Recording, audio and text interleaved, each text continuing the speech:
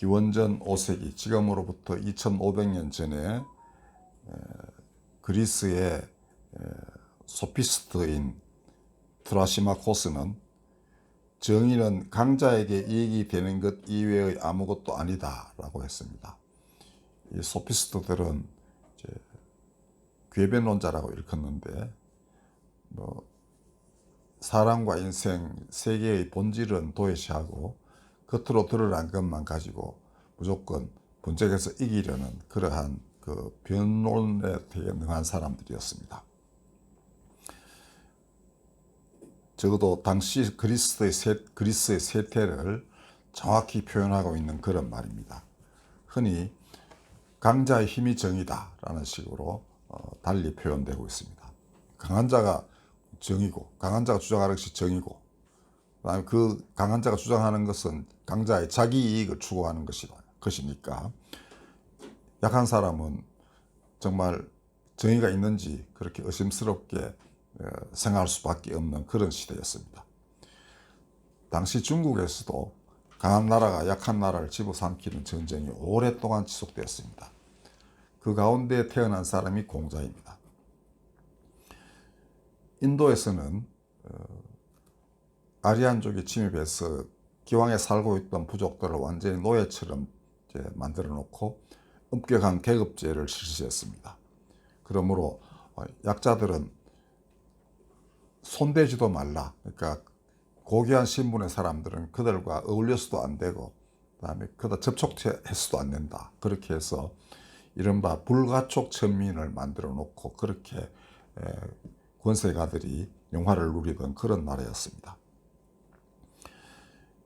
예수님 때에도 로마 시대는 그렇게 다른 나라로 아주 뛰어난 나라가 아니었습니다.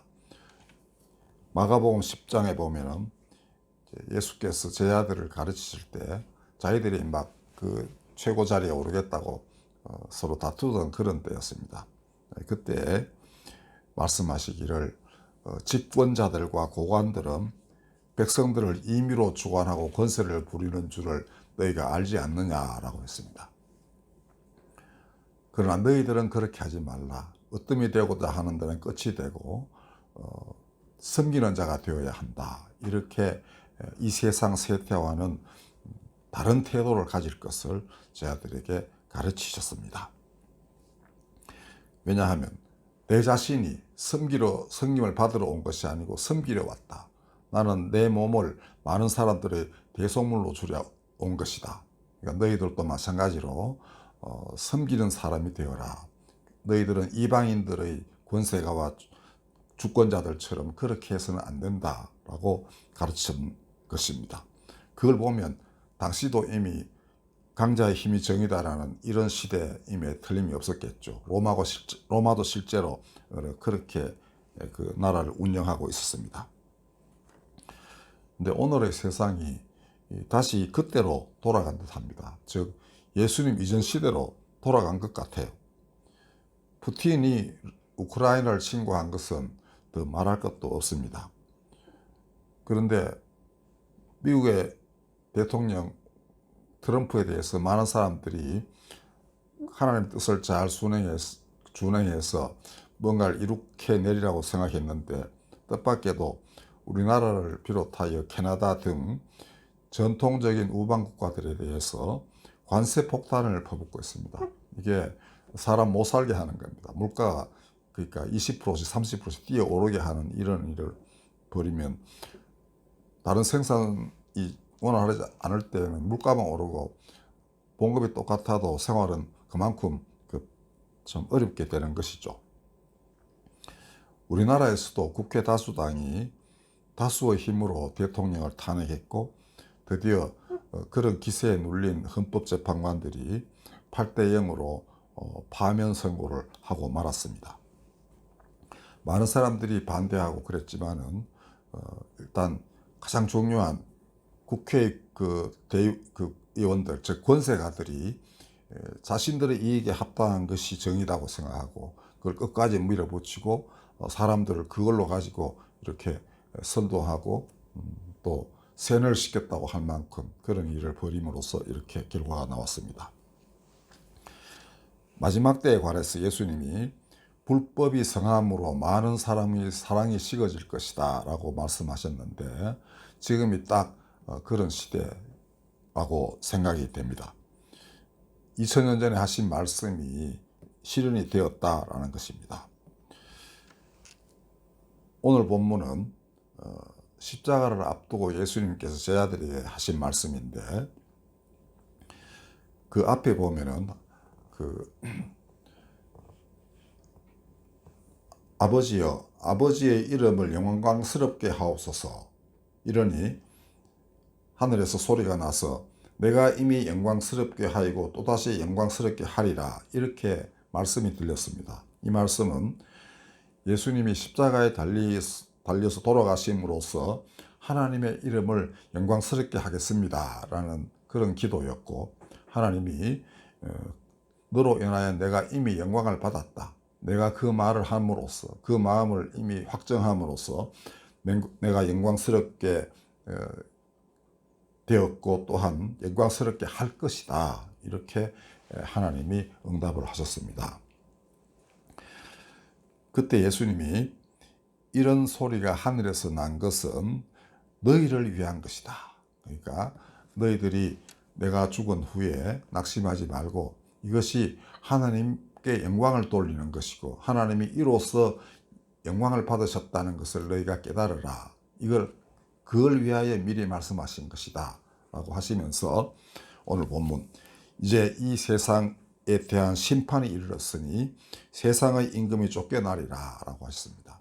여기서 세상의 임금이라는 것은 그 성경에서 말하는 사탄입니다. 예수님 광야에서 시험 받으실 때 사탄이 천하 만국의 영광을 보여주면서 이게 내 거다고 그래요.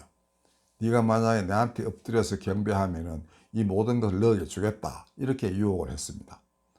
그러므로 악한 세력이 이 세상 사람들 마음을 전부 사로잡고 있다는 것입니다. 그러니까 그런 이제 큰 힘이에요. 그거는 사람 가운데 모여 있는 그런 잠재해 있는 그런 마음들이 이렇게 뭉쳐가지고 세상을 그렇게 만들어가고 있는 겁니다. 그게 예수님 이전 시대 아까 말씀드린 대로 강자의 힘이 정이다, 이걸로 세상을 다스리는 사람들이 온 세상의 권력을 다 장악하고 있는 이런 시대예요. 그러니까 그걸 우리가 사탄이라고 할 수 있습니다. 계시록에서는 그걸 짐승나라라고 해요. 거기에는 자유도 없고 쉼도 없는 나라입니다. 북한 연상하시면 돼요. 탈북한 분들이 증언하는 북한 사회, 자유도 없고 쉼도 없는 겁니다. 그러니까 도무지 견디지 못한 사람들이 탈출하는 것이죠. 자, 그런데 그런 세력이 이제 쫓겨날 것이다, 이렇게 말씀하셨습니다. 근데 지금 돌이켜보면 과연 쫓겨났는가 의심이 들죠. 이 말씀이 힘을 잃은 듯한 그런 세태입니다. 그 다음에는 내가 땅에서 들리면 모든 사람을 내게로 이끌겠노라, 이렇게 말씀하셨는데 기독교의 세는 점차 쇠약해져 가고 있고, 그 전에 교회에 나오던 사람들도 안 나오게 되고, 또 어떤 면에서는 이제 교회에서 부르짖는 말씀이 사람들 마음을 얻지 못했다 하는 그 현상을 이렇게 우리가 반영했다고 볼 수 있습니다. 그러니까 그 교회의 쇠락이, 그렇다면은 모든 사람을 내게로 이끌겠노라는 말씀도 이루어지고 있는가 하는 의심을 품을 수밖에 없죠. 그러나 희망은 있습니다. 세상 임금은 반드시 쫓겨납니다. 그 이유를, 그리고 그 쫓겨나는 역사가 어떻게 이루어졌고 앞으로 이루어질 것인지를 간략하게 말씀드리겠습니다.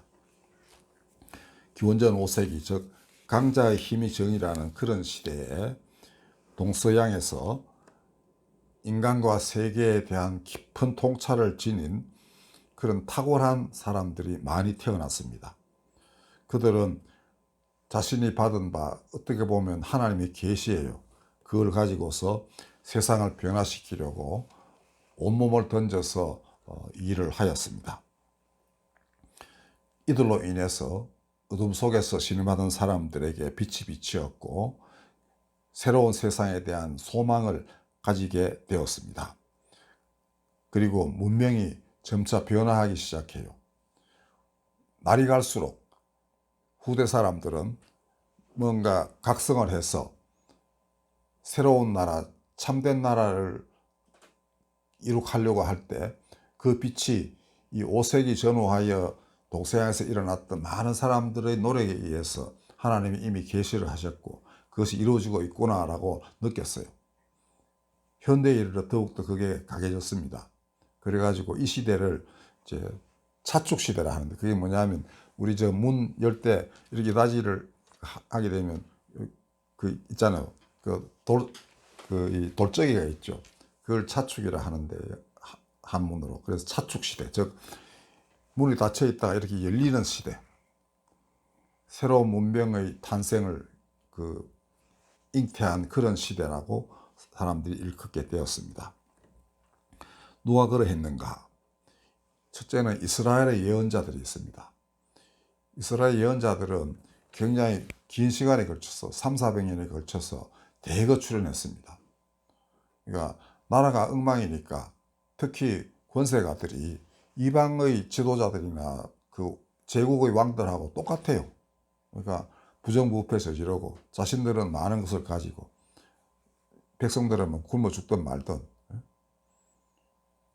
제가 몇 주 전에 말씀드린 아합 왕이 나보스의 포도원 뺐듯이 그렇게 사람들을 올가매고 빼앗고 죽이고 했던 것입니다.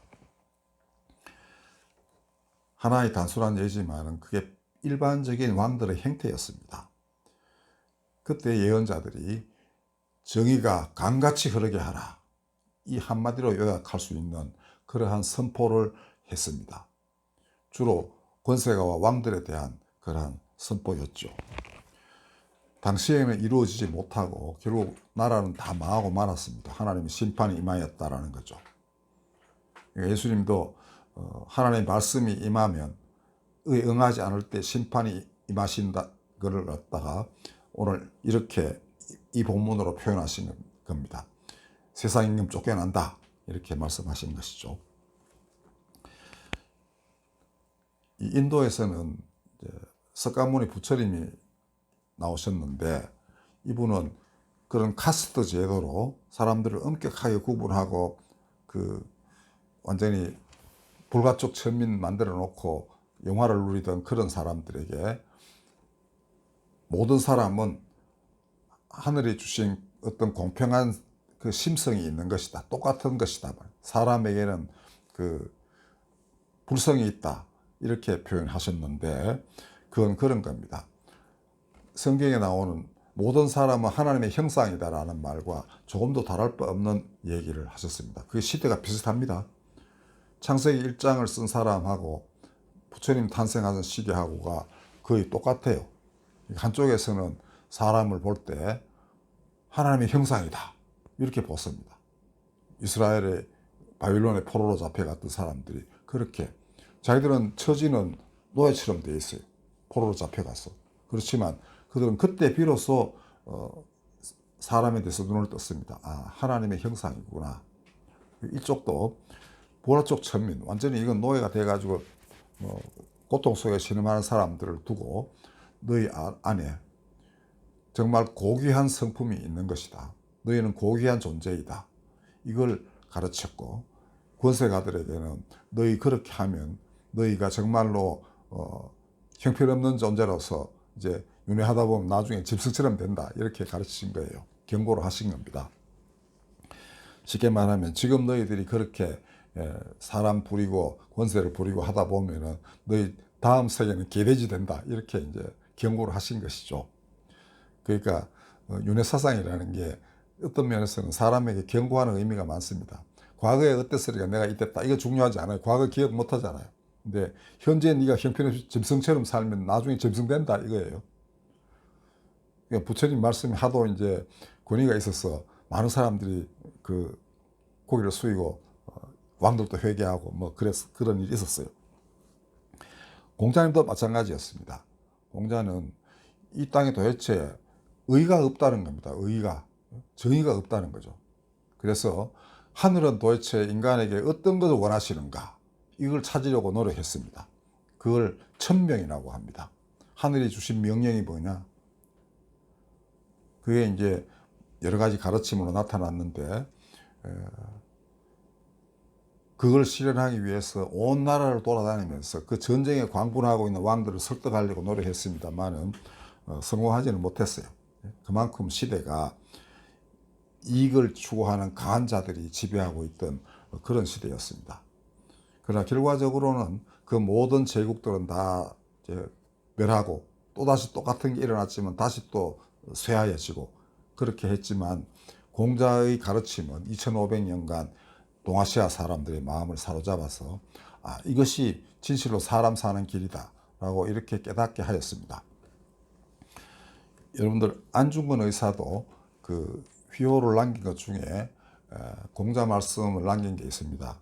견리사이, 그러니까 견위수명, 이게 뭐냐 하면은 이익을 보면은 의를 먼저 생각하라는 겁니다. 마음속에 사람이 이익을 취하고자 하는 마음이 있잖아요. 그래서 실제로 그의 견물생심이란 뭐가 나타났어요. 그러면 내가 이걸 가져야지 하는 마음이 들 겁니다. 근데 그때 먼저 의를 생각해라. 올바른 게 뭔지를 생각하고 내가 이걸 취하는 게 옳은지, 아니면 내가 이걸 다르게 쓰는 게 옳은지 이걸 생각하라 라고 했습니다. 공자님 말씀 좋은 것 되게 많습니다. 그 다음에 나오는 거는 위험한 사람, 어떤 사람 위기에 처했을 때는 너희 목숨을 던져서 구해라, 이겁니다. 그래서 안의사는 그 신념대로 그 이토 히로부미를 사살을 하게 됐습니다. 근데 그 인품의 고매함에 탐복한 그 간수들이 오히려 안의사를 존중하고 나중에 사후에 자기 집에서 이렇게 위패 모셔놓고 제사까지 지내는 그런 헌병도 있었다고 합니다. 이게 뭡니까? 흑암에 갇혀가지고 자기도 마음대로 막 거기에 끌려가고 있던 사람들마저도 돌이키게 하는 것이 진리의 등불을 든 사람들의 힘입니다. 예수님이 십자가에 달리셨을 때 평생토록 십자가 형벌만 집행하던 백부장이 가만히 그 몇 시간을 지켜보다가 이 사람은 정녕 의인이었다, 진실로 하나님의 아들이었다, 이렇게 고백을 한 겁니다. 지금까지 한 번도 그런 사람을 본 적이 없는 그런 그 로마의 아주 강인한 그 지휘관이었습니다. 백부장이 100명의 군대를 지휘하는 그러한 장교예요. 근데 대략 그 고래고래 소리를 지르거나 이런 사람들이 대반이었겠죠. 아니면 막 정오의 눈으로 이렇게 바라보거나 한데, 예수 안에서는 전혀 그런 게 없었다는 것입니다. 십자가에 그를 매다는 사람들을 향하여 이들이 무지하리 그 무지를 용서하소서, 이렇게까지 기도한 분이었습니다. 그러니까 백부장이 봐도 난생 처음 보는 인간을 대한 거죠. 로마에도 신이 있어서 신들을 숭배하고 했지만 그 신을 숭배하는 황제가 어떤 사람인지 자기가 잘 압니다. 예수님 십자가에 달리시 직전에 수천 명의 사람들을 그 길가에 있는 십자가에 다 매달아 가지고 죽이는 그런 나라였습니다. 나라의 반역을 저지르면 그렇게 했어요. 반란 일으키면 다 그래 죽었습니다. 우리로 치면 세종로에 수천 명을 십자가에 달아가지고 사람들 구경거리로 만든 게 로마였어요. 근데 그 짓을 행한 사람일 거예요, 분명히 그 백부장은. 근데 거기서 본 모든 십자가에 달리는 사람들하고 이 사람은 전혀 다른 겁니다. 그러니까 이게 세상의 참된 빛이었습니다. 공자도 이제 결국은 제자들을 길러서 이 후대에 내가 받은 천명이 무엇인지를 세상에 널리 퍼뜨려야 되겠다라고 해서 그 제자들을 길러요. 근데 그때도 하늘은 참 무심하셔가지고 제일 탁월한 제자 2명을 공자보다 먼저 데려가 버려요. 공자가 처음 이제 가장 뛰어난 수제자가 죽었을 때는 통곡합니다. 하늘이 나를 버리시는구나, 하늘이 나를 버리시는구나. 그러다가 두 번째 제자는 이제 무장이에요. 딴 곳에 이제 의를 위해서 출전을 하다가 결국 죽어서 상대방이 공자 이제 마음 상하게 하라고 젓갈로 만들어 가지고 보내요. 공자는 그 이후에 젓갈을 되게 좋아했는데 젓갈을 입에 대지 않았다고 합니다. 그리고 두 번째 제자인 자로, 첫 번째는 안회라는 사람입니다. 자로가 죽었을 때는 울지 않아요. 저는 아주 오랫동안 그렇게 설교 여러 번 했습니다. 왜 그가 울지 않았을까? 그거는 이 세상의 모든 비극을 보는 이 압제와 그 다음에 그 굴레에서 신음하는 사람들을 다 지금까지 살펴본 하늘의 슬픔에 비하면 내가 제자 이런 거 가지고 내가 하늘 앞에 감히 눈물을 흘릴 수 없다. 이렇게 생각했지 싶습니다. 분명합니다, 이거는. 그리고 공자가 말하기를 나는 땅의 것을 살펴서 하늘에 이르렀으니, 위에 이르렀으니 나를 아는 자 하늘뿐인가 하노라 이렇게 말했습니다. 그러니까 자기가 그 모든 이 땅의 비극을 보면서 천명을 찾아서 헤매었던 그 과정 모두를 아는 사람은 하느님밖에 없다 이겁니다. 이 세상 사람들은 그걸 알지 못한다는 거예요. 이익에 혈안이 된 사람들, 강자가 그렇게 하니까 밑에 사람도 살려고 전부 다 그렇게 살아야 될 거 아닙니까? 연명을 해야 되니까 나를 누가 알겠는가 이렇게 탄식을 하신 것이죠. 그렇지만은 제자들은 잘 알아들었습니다. 시간이 흐르고 그 제자들은 결국 동아시아 사람들이 정신세계, 공자가 받은 천명이 머릿속에 박히도록 그렇게 노력을 했습니다. 물론 인간이 불완전하니까 온전하게 다 이루어지지 않았습니다. 늘 쇠퇴했고, 그러니까 올라가다가 내려오기도 하고, 유교든 불교든 다 같은 길을 걸었습니다. 그래서 그 최초의 선지자 중에 한 사람인 그 부처님은 한 3000년쯤 한 2500년 지나면 내 법을 알아듣는 놈이 없을 것이다. 이렇게 이제 예언하기도 했었습니다. 그리고 그때 되면 이제 새로운 부처가 와서 세상을 제도할 것이다. 이렇게 했는데 공자님은 언젠가는 모든 사람이 그 정말 서로 간에 아끼고 사랑해주는 그런 세계가 온다라고 이렇게 했어요. 그리고 유교를 신봉하는 사람들도 진인 참된 사람이 와서 이 세상을 바꿀 것이다. 이런 기대를 늘 하고 그렇게 했습니다. 가장 분명한 분은 예수님입니다. 예수님은 오늘 본문 보십시오.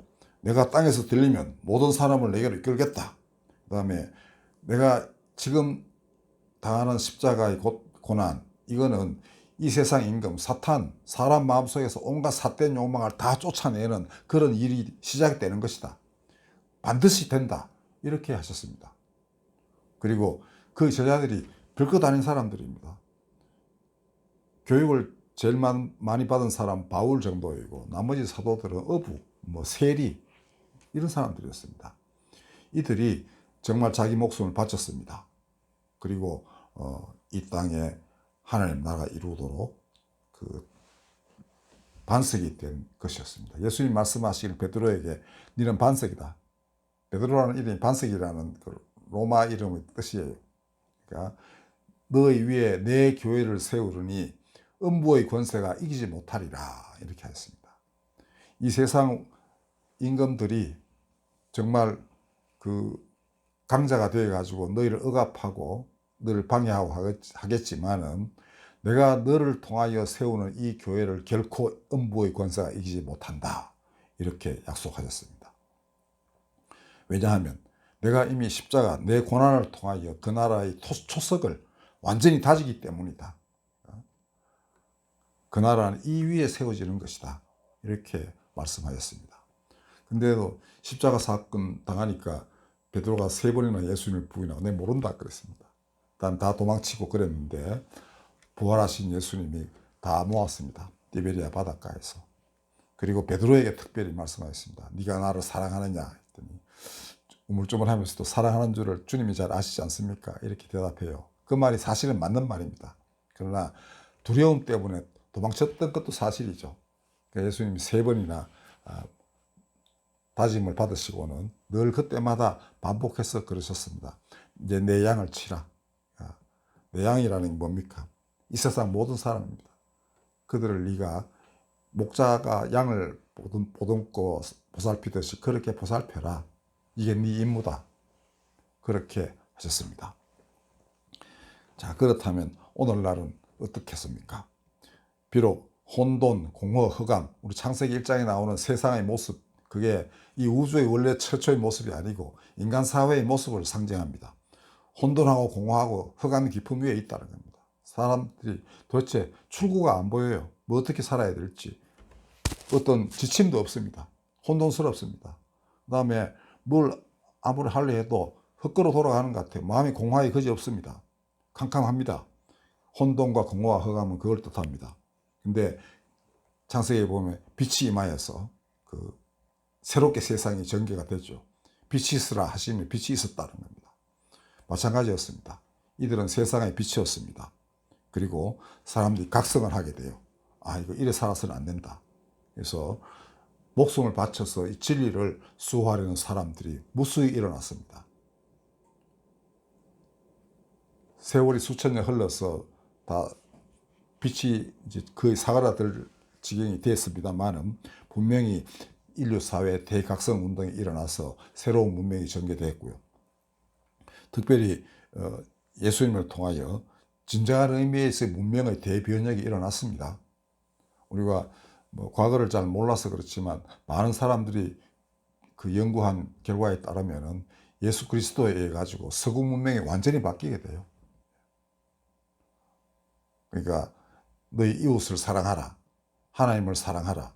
이 두 가지로 요약할 수 있는 계명이 예수님 안에서 완전히 이루어졌고, 그게 우리 삶의 기본 원리가 되어야 한다는 것을 사람들이 적어도 머리로는 알게 된 게 예수님 덕분입니다. 그리고 사람을 하나님의 형상으로 대하라. 이게 유대인들이 받은 계시였습니다. 거기에 어긋나는 모든 행동들을 이 기준에 따라 가지고 판단할 수 있는 근거가 다 하나님 형상이라는 말만 있었던 게 아니라 그것을 몸소 실천한 예수가 계셨기 때문에 유럽인들이 문명이 그렇게 엉뚱한 곳으로 가지 않도록 그렇게 늘 잘 다듬어서 오늘날까지 그대로 전수를 했습니다. 지금 너무 혼란스럽지만은 옛날처럼 초기 교회 별거 다닌 사람들이 정말 새로운 나라를 위해서 헌신했을 때 사람들이 다 그 말을 따랐습니다. 그것처럼 오늘날도 마찬가지입니다.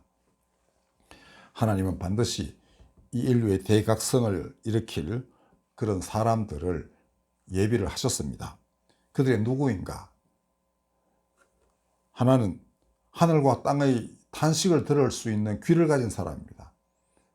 아까 공자가 하늘의 슬픔이 어떠 할까 이걸 느꼈듯이 그 다음에 땅의 사람들의 탄식을 들어야만 돼요. 귀를 막고 있으면 되지 않습니다. 엘리야는 미세한 하나님의 음성을 들었습니다. 바람 소리에서. 그 다음에 세상 사람들의 괴로움을 그런 잘 아는 사람이었어요. 마찬가지입니다. 모든 기독교의 전파자들은 그 땅에 어둠의 장벽이 있다는 걸 알았기 때문에 가서 기쁜 소식으로 그 세상을 바꾸려 했던 것입니다. 사람들의 탄식을 들었어요. 그 다음에 그들을 바라보는 하나님의 또한 한숨을 그들은 온몸으로 느꼈던 사람들입니다. 그들은 또한 어떤 사람들이었습니까? 베드로처럼 십자가에 달리신 예수를 참으로 사랑하는 사람, 그리고 그 길을 따르는 사람, 하나님은 이런 사람들을 분명히 예비를 하셨습니다. 그리고 이들을 통하여 세상에 새로운 변화를 초래하고 대각성을 할 수 있게끔 하실 것입니다. 그러면 그때 비로소 세상 임금이 완전히 쫓겨나겠죠.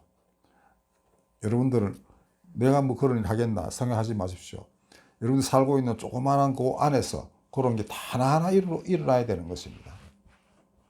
누구나 이 일을 해야 돼요. 누구나.